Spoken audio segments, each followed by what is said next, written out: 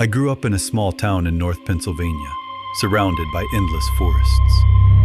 Hunting wasn't just a hobby there, it was a tradition. By the time I was 23, I was experienced enough to hunt alone.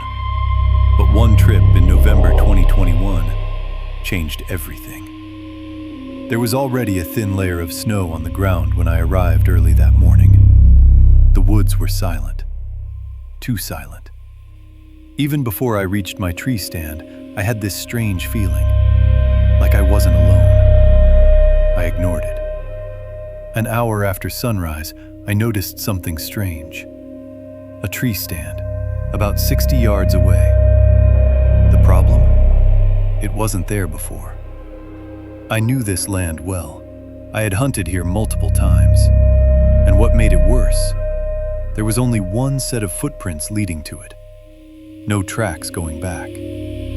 Around 8 a.m., I saw movement.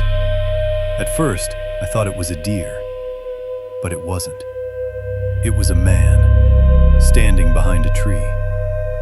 He wasn't wearing hunting gear, just a dirty gray hoodie. He stared directly at me and slowly raised his hand. Not a friendly wave, more like, "I see you." I waved back nervously.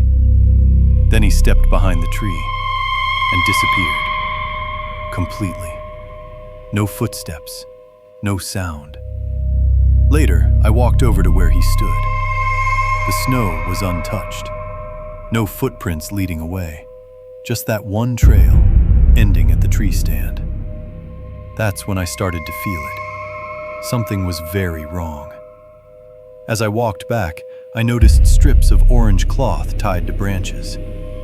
Then more, and more, like markers, but not for a trail, for something else. By evening, I heard footsteps behind me. Slow, heavy. I turned around. It was him again, closer this time.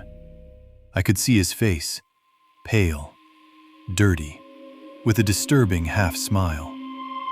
In his hand, a screwdriver. He just stared at me, didn't say a word, then slowly walked away. I should have left right then, but I didn't. As night fell, I headed back to my truck. That's when things got worse. I started seeing dead animals.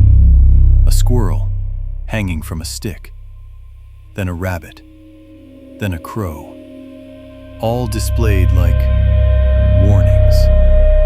And then I saw something that made my blood run cold. My backpack, the one I left in my tree stand. It was on the ground, opened. My belongings laid out neatly in the snow. Someone had been watching me, close enough to climb my stand, without me knowing. I grabbed everything and ran. When I reached my truck, the door was open. I know I locked it. Nothing was stolen, but my documents had been moved. I got in, locked the doors, and looked toward the woods. There he was, standing in the shadows, smiling. He raised his hand, then slowly dragged his finger across his throat. I didn't wait. I sped out of there. 2 weeks later, authorities found a hidden shelter deep in those woods. Inside, animal bones and stolen hunting gear. I never went back, and I never hunt alone anymore.